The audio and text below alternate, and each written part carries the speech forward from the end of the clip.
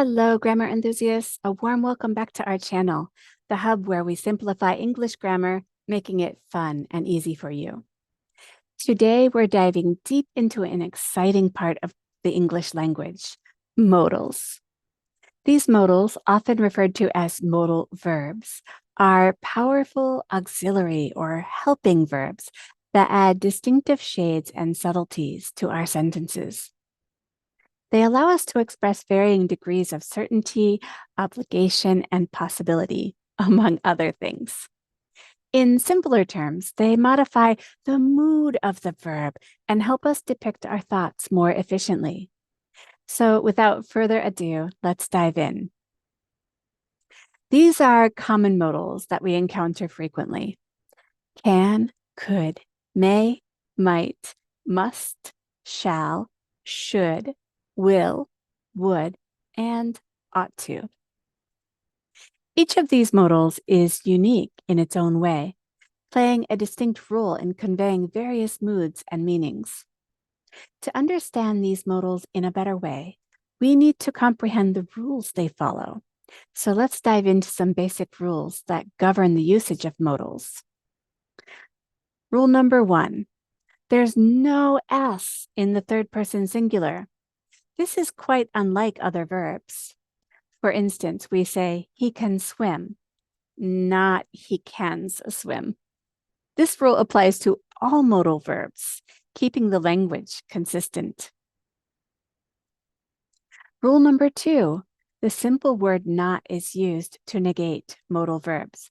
So may becomes may not. Can transforms into cannot, or the more commonly used contraction can't, and so on. Rule number 3, modal verbs are always followed by the base or infinitive form of the verb without to. So we say, she might go, not she might to go or she might goes. This rule helps keep the structure of sentences with modal verbs clean and simple.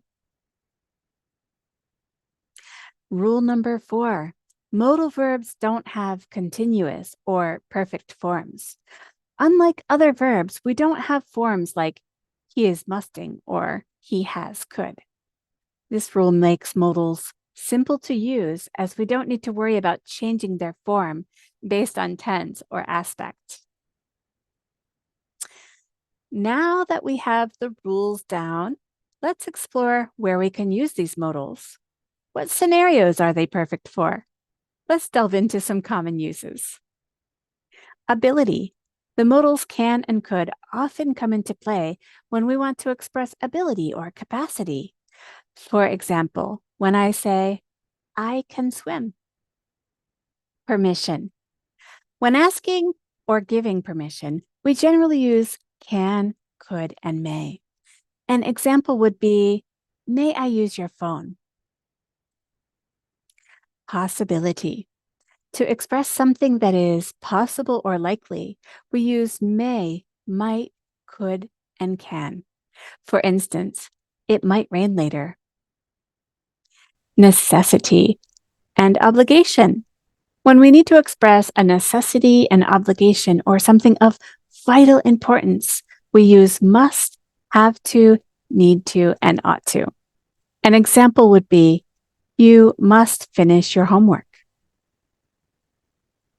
Prohibition. To indicate something that is prohibited or not allowed, we use mustn't and can't. For example, you mustn't smoke here. Advice. When we want to give advice or make a recommendation, we often use should, ought to, and could. For example, you should eat healthier. Hypothesis and speculation. To hypothesize or speculate about something, we can use might, could, may, and would. An example would be, he could be stuck in traffic. Polite requests and offers. To make a polite request or offer, we use could, may, might, would, and can. For instance, could you pass the salt, please? Certainty. When we want to express something with certainty or definitiveness, we use will and must. For example, he must be home by now. There you have it, a comprehensive guide to using modals in English. But remember, the exact meaning of a modal verb can often vary depending on the context. And some of these verbs can be used in multiple ways. So practice is key. Don't be afraid to explore different usages and experiment with your sentences. In our next lesson, we'll venture further into the world of modals, exploring more complex uses and more nuanced understandings. Be sure to subscribe, hit the like button, and turn on notifications so you won't miss our next exciting grammar adventure. Thanks for tuning in today. It's been a pleasure teaching you these fascinating elements of grammar. Until next time, keep practicing, stay curious, and enjoy your journey of learning.